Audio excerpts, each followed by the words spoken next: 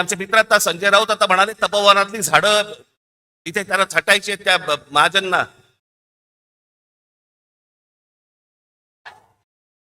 अहो लाकूड तोड्या बरा होता. त्याला देवीने पहिली विचारली, त्यांनी कुऱ्हाड गेली तर सोन्याची हवी का, तो म्हणाला नाही. चांदीची हवी का, नाही. मग त्याची मूळ कुऱ्हाड दिली तेव्हा तो बोलला नाही ही माझी कुऱ्हाड. सोना चांदीच्या कुऱ्हाडीला पण तो भापला नाही. काय ते मला कळलं, मला कोणाला बद्दल बोलतोय, मला काय सांगताय, नावं ठेवण्यामध्ये मी पटाय, तुम्ही नाही.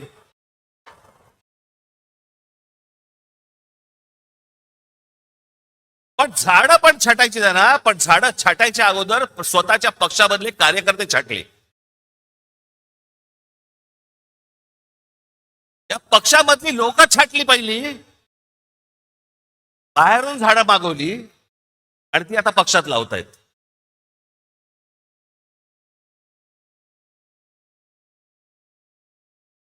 ही कोणती परिस्थिती, हे कोणतं राजकारण, हे कोणत्या निवडणुका चालू आहेत महाराष्ट्रामध्ये.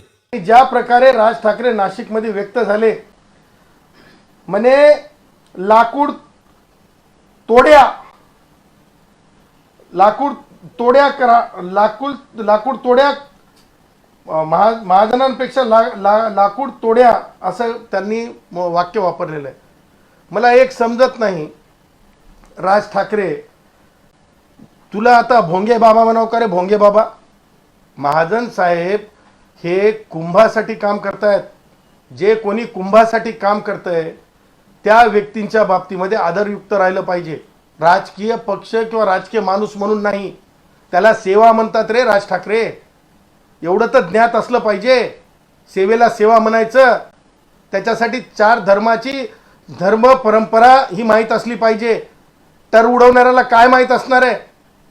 आणि म्हणून माझं असं म्हणणं आहे की हा भोंगे बाबा राज ठाकरे ह्या भोंग्याप्रमाणे आता त्याचे मुंबईतले भोंगे बंद झाले आणि त्याचे अशा प्रकारचे हिंदूच्या विरोधातला त्यांचा जो कंठ आहे तो भोंग्यासारखा भो करायला लागलाय. मला असं वाटतंय राज ठाकरेचे हे म्हणजे राजकीय गच्छंतीचे दिवस आहेत म्हणून राज ठाकरेंचं हे असं वर्तन आहे. करते रहिए फाइट अगेंस्ट क्रिमिनल